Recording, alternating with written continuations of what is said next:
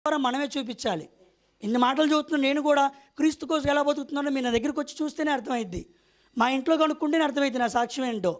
ఇక్కడికి వచ్చి నేను మంచిగా మాటలు చెప్పచ్చు, నా క్రియలు ఎలా ఉన్నాయి, నా విషయాలు ఎలా ఉన్నాయి. నేను కొన్ని విషయాల్లో పడిపోవచ్చు, మళ్ళీ లగవాలి. కృపిస్తున్నాడు, కృప అందుకే అన్నమాట. పడిపోయిన చోట అసలు ఉండనివాడు దేవుడు. అది బాప్తీసం తీసుకున్న వాళ్ళకి దేవుడు ఇచ్చిన గిఫ్ట్ అన్నమాట. ఆ గ్రేస్ అనేది ఎవరికీ రాదు, మనకే వచ్చింది. ఈ అన్నిటినీ మనం కృప ద్వారా పొందుకొని యేసుక్రీస్తు వారి కొరకు మనం జీవించలేదు అనుకోండి, కృప ఏమైపోయింది? నిరర్ధకం అయిపోయింది అన్నమాట.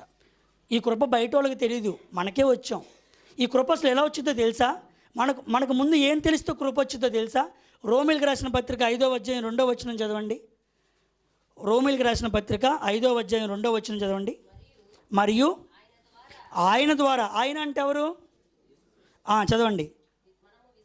మనం విశ్వాసము మూలమున, ఆ విశ్వాసము వలన ఈ కృపయందు ప్రవేశము గలవారమై, చాలు.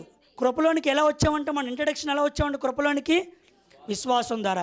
ఎవరికైతే విశ్వాసం లేదో వాళ్ళకి ఏం లేదు? కృప లేదు. విశ్వాసం లేని వాళ్ళు నీతిమంతులుగా మార్చబడరు. విశ్వాసం లేని వాళ్ళకి కృప లేదు. అందుకే బయట ఏదో ఒక ప్రమాదంలో ఎప్పుడో చోట వాళ్ళకి ఇచ్చిన ఆయుష్కాలం అలా ముగిసిపోయిద్ది అనమాట. కానీ మనకిచ్చిన ఆయుష్కాలంలో మనం ఎన్నోసార్లు చేతులారా మన హడావుడి మీద మన ప్రాణాలు పోగొట్టుకోవడానికి వెళ్ళినా సరే అడ్డం పెడుతూ ఉంటాడు చెయ్య. ఎందుకంటే వీడికి కృప అనుగ్రహించాను, యేసుక్రీస్తు వారిని వీడికి పరిచయం చేశాను. ఈరోజు కాకపోతే రేపు, ఈ నెల కాకపోతే వచ్చే నెల, ఈ సంవత్సరం కాకపోతే వచ్చే సంవత్సరం. ఏదో రోజు తెలుసుకోపోతాడా నా కృప యొక్క విలువ ఎంత గొప్పగా ఉందో తెలుసుకోపోతాడా, నా ప్రభువుని అర్థం చేసుకోపోతాడా అని అవకాశాల మీద అవకాశాలు ప్రభు ఇస్తూనే ఉంటాడు. కానీ చాలామంది మనం దాంట్లో గ్రహించలేమన్నమాట. అక్కడ మనం ఫెయిల్యూర్ అయిపోతూ ఉంటాం.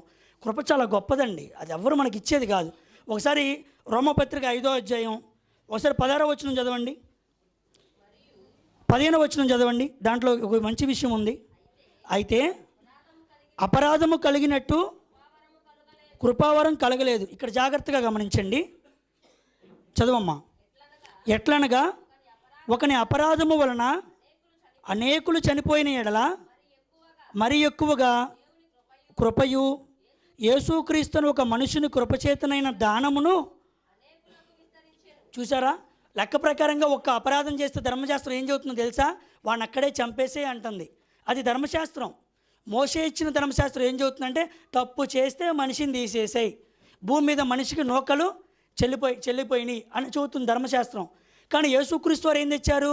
మోషే ధర్మశాస్త్రాన్ని తెస్తే యేసుక్రీస్తు వారు కృపయు సత్యమును తెచ్చారని ఉండిద్ది అనమాట.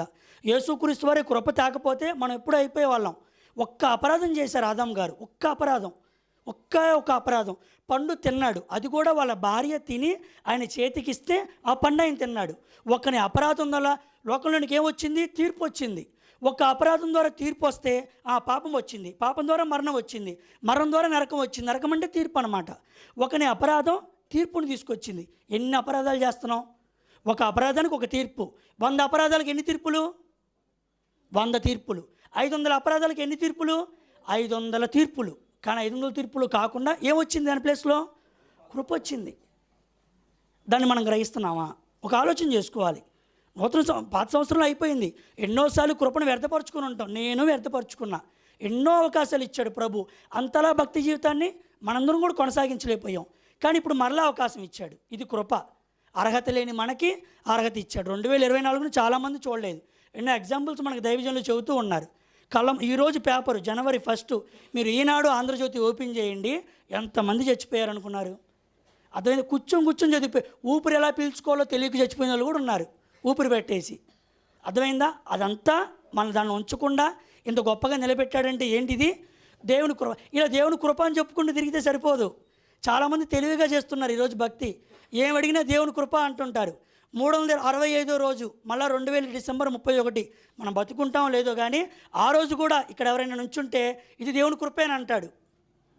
అది నిజమే. కానీ ఆ కృపకు తగ్గట్టుగా మన జీవితం ఉందా?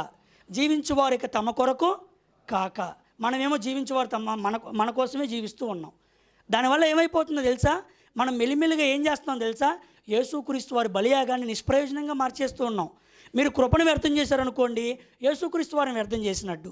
యేసుక్రీస్తు వారిని వ్యర్థం చేశారనుకోండి, ఆయన మరణాన్ని అలా పక్కకు నెట్టేసినట్టు. ఆయన మరణాన్ని పక్కకు నెట్టేశారనుకోండి, దేవుని ప్రణాళికను పక్కకు నెట్టేసినట్టు. మీరు కృపను పక్కకు నెట్టేస్తే ఎవరితో గొడవ పెట్టుకున్నారు తెలుసా? ఎవరితో? ఎమ్మెల్యేలతో, సీఎంతో గొడవ పెట్టుకున్నా బయటికి రావచ్చు. మీరు దేవునితో గొడవ పెట్టుకుంటే మాత్రం బయటికి రాలేరు. ఎక్కడ నొగుతాడో తెలీదు, ఎప్పుడు మొత్తుతాడో తెలియదు దేవుడు. అందుకే మనం దేవునితో పెట్టుకోకూడదు. మనం దేవుని కృపను నిరర్థకం చేయకూడదు. అలా చేస్తే క్రీస్తు వారు నిరర్థకం అయిపోతారు. ఆయనైతే తండ్రి అయిపోతాడు. బైబిల్లో మాట ఉండిద్ది, కుమారుణ్ణి ఎలా గణపరచాలంటే తండ్రిని ఎలా గణపరిచామో కుమారుణ్ణి అలాగే గణపరచాలి. ఏ చిన్న విషయంలో కూడా కుమారునికి ఘనత తగ్గకూడదు. అది దేవుడు చెప్పిన మాట. నాకందే పూజలు, నాకందే స్తోత్రాలు, నాకందే గొప్పలన్నీ నా కుమారుడికి కూడా అందాలి. ఎందుకు? అంత గొప్ప ఏం చేశాడు? మనుషులందరి కొరకు ప్రాణం పెట్టాడు. అలా పెట్టేవాడు లేడు, అలా విధేయత చూపించిన వాడు లేడు. అది ప్రభువారికే సాధ్యం. అంత గొప్ప ప్రభువారు కృపను తీసుకొస్తే మనం పక్కకి నెట్టేసాం అనుకోండి, మనం జవాబుదారి చెప్పాలన్నమాట. కాబట్టి 2023 సంవత్సరంలో ఏమి వ్యర్థమైపోయినాయి పక్కన పెట్టేయండి. డబ్బులు కూడా చాలామంది వ్యర్థమైపోయి, నేను చాలాసార్లు విన్నా, నా సహోదరు కూడా చెప్పారు.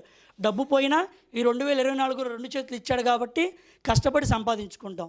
దయచేసి కృపను మాత్రం వ్యర్థం చేసుకోమాకండి, నిరర్ధకం చేసుకోమాకండి.